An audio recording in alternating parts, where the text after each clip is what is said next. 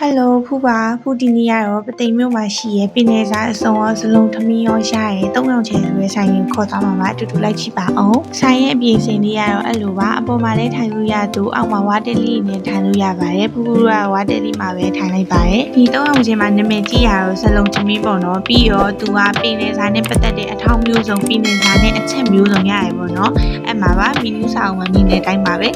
ဖိုးသားမီးကတော့ပင်လယ်စာစားချင်တာဆိုတော့ပင်လယ်စာကိုရေပွဲချင်စက်လေးမှာလိုက်တယ်ပြီးတော့ပြောင်းမှုထောင်းရယ်ပစွန်တက်မှုရာကျော်ရယ်ပူတငယ်ချင်းလည်းပါတယ်ပူတငယ်ချင်းကတော့သူကတော့ထမင်းပေါက်စားရယ်ပေါ့နော်အေးကိုကြတော့ဘူးလို့ရင်အီပြောင်းလို့ဆိုပြီးတော့ဇီးဖြော်ရည်လေးကိုပဲမှားလိုက်ပါတယ်ရေပွဲချင်စက်ကတော့မြင်တဲ့အတိုင်းပါပဲရေပွဲကအကောင်လိုက်ကြည့်ပါတယ်ပြီးတော့ရှယ်ကြီးပေါ့နော်အဲ့အောင်မမတော့ညှက်ပေးနေပါတယ်ပူကတော့စားရုံပါပဲပြီးတော့ဒါလေးကပစွန်တက်မှုရာကျော်ပါ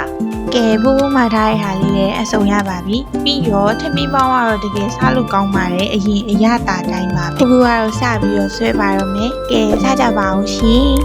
ဒီဆိုင်လေးရဲ့လိပ်စာကတော့ပသိမ်ကိုင်း green gate အကျော်ပေါ့နော်နည်းနည်းလေးဆက်သွားရတယ်အဲ့မှာပြောင်းပြီးတော့ဖွင့်ထားတာပါမီတီရဲ့သူတွေအတွက်ပါရှင်ဘိုးကတော့ဟိုအရင်သူပထမဆက်ဖွင့်နေတဲ့အိမ်မှာရစားတာပေါ့နော်ဘာကွာသွားလဲဆိုတော့နည်းနည်းလက်ရာလေးရောနည်းနည်းကွာသွားရပေါ့နော်အရင်တုန်းကလက်ရာတော့ပိုကောင်းနေအခုကတော့လက်ရာလေးကနည်းနည်းလေးပေါ့နော်အရင်တုန်းကလောက်တော့မမီဘူးပေါ့ပင်လယ်စာရဲမှာဆိုရင်ဖူကရေပွဲကိုအကြိုက်ဆုံးပါပဲအဲ့တော့အနီးကထမင်းကြီးကိုအများကြီးမှအများကြီးလို့ဖူရစားလိုက်ပါလေ